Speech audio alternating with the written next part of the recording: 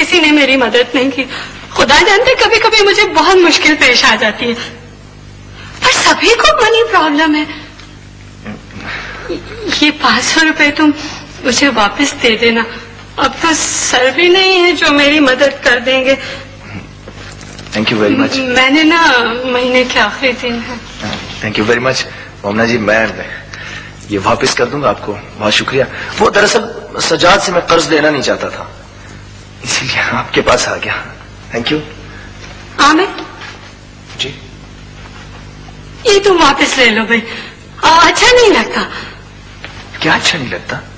यही घड़ी वड़ी रखना आदमी यूदी सा लगता है, इसराइली सा। ये रकम जी मुझे वापस दे देना प्लीज। वो ना मैंने कमेटी डाली हुई है। जी मोमना जी, आप बेफिक्र रहें, ये मैं आपको वापस कर दूंगा। ये ले लो। Thank you very much. खुदा हाफिज। खुदा हाफिज। Thank you. मैं तो सारी उम्र दूसरों की मर्जी की सूली पर टंगा रहा। छोटा था तो माँ की मर्जी चलती थी, जवान हुआ तो तेरी ताई ने गले में पट्टा डाल लिया, बच्चे जवान हुए तो उनके हाथ में हंटर था मर्जी का। मैं तो सारी जिंदगी सिर्फ गेंद ही बना रहा सलमा, बैट तो दूसरे थे। कभी तकरीम का चौका मार दिया, कभी छक्का। दोनों खामों मिस्ट्री में बहस आया। मैं तो आपको एक मजमे से पकड़ के लाई थी, बच्चे आपको पत्थर मार रहे थे। क्या हालत थी उस वक्त आपकी? बुरी हालत थी, कपड़े पाटे हुए, एक पांव से नंगा, बुखार चढ़ा हुआ। मैं मानता हूं, मैं कब करता हूं, बुरी हालत थी। और तू खुद ही तो मुझे वहां से छुड़वा कर लाई थी। फिर मैंने आपको नहलाया, धुलाया, बंदा बनाया। मैं मुकरता हूं सलमा, सच्ची बता, मैं कभी मुकरा हूं तेरे एहसान से? पर कभी तूने आज तक सोचा ताया तेरा क्या खाने को जी चाहता है? कभी तूने पूछा कौन से रंग के कपड़े हों तेरे लिए? जब तुझे नींद आ जाती है तो बत्ती बुझा देती है, कोई जला नहीं सकता। जिस वक्त तू खाना चाहती है उसी वक्त खाना पड़ता है, ठहर के नहीं। इसलिए ताया, इसलिए कि जो कमाता है ना, मर्जी उसी की चलती है। जो किसी किस्म का कंट्रीब्यूशन नहीं कर सकता, वो डिक्टेट भी नहीं कर सकता।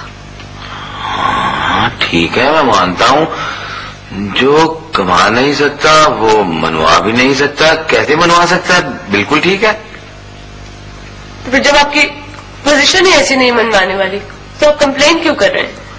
कंप्लेन कब कर रहा हूं, मैं तो सिर्फ पूछ रहा हूं। क्या पूछ रहे हैं आप? मैं पूछ रहा हूं कि घर में बच्चे क्यों नहीं कंट्रीब्यूट करते? ना कोई पैसे ला कर देता है, ना कोई काम काज करके देता है, ना कोई हाथ बटाता है। बच्चों से तो कोई नाराज नहीं होता, उनसे तो कोई नहीं कहता कंट्रीब्यूट करने को।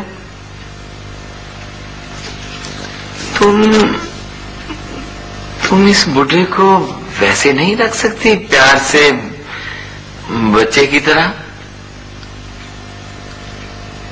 बच्चे की तरह? हाँ, बच्चे की तरह। बच्चे तो इतने प्यारे होते हैं, उन पे तो इतना प्यार आता है, उनके बगैर तो घर वीरान होता है। और बुढ़ा, बुढ़ा तो बोझ होता है घर का, माशरे का बोझ, जवानों का बोझ। ले सलमा, अब तेरी बात समझ में आ गई बेटा। सारी बात समझ में आ गई। अब तक तो मेरा यही ख्याल था कि तू मुझसे बहुत प्यार करती है, अपने सर पे बाप का साया समझती है, लेकिन वो मेरी भूल थी, हिमाकत थी। लेकिन बेटा अब तेरी सारी बात समझ में आ गई। आज सारी बात ही समझ में आ गई बेटा। मैं समझ गया, सब कुछ समझ गया। समझ गया।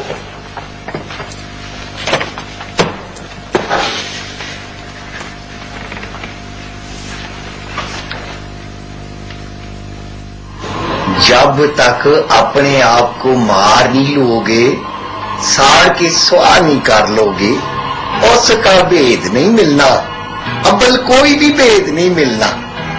पुराने को मारना पड़ेगा ते नवे को जन्म देना पड़ेगा। पुराना रास्ता, पुरानी सोच, पुराना वजूद, पुरानी आकड़, पुरानी शेखी, सबको खत्म करना पड़ेगा। चिता में डाल के भस्म करना पड़ेगा। ये जौंसियां बड़िया बड़िया दरगाहां और आस्थानियां पर आग सुलग रही होती है, मच लगा होता है, चिता रोशन होती है, उसकी राख ले ले के जा रहे होते हैं भोले लोग। पुड़ियां बांध बांध के राख नहीं ले जानी होती मेरे सोनियो, मेरे पापियो।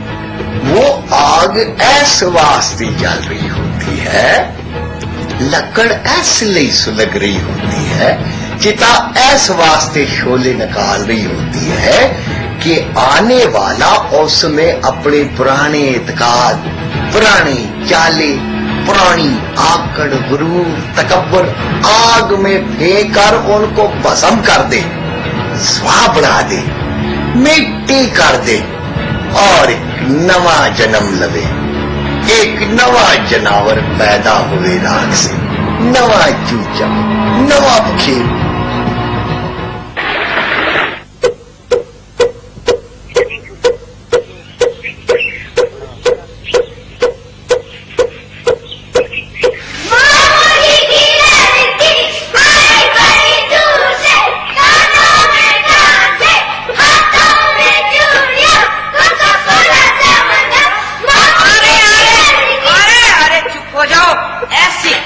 लगाऊंगी कि सुर टकाने आ जाएगी। चुप हो जाओ, बात करने दो।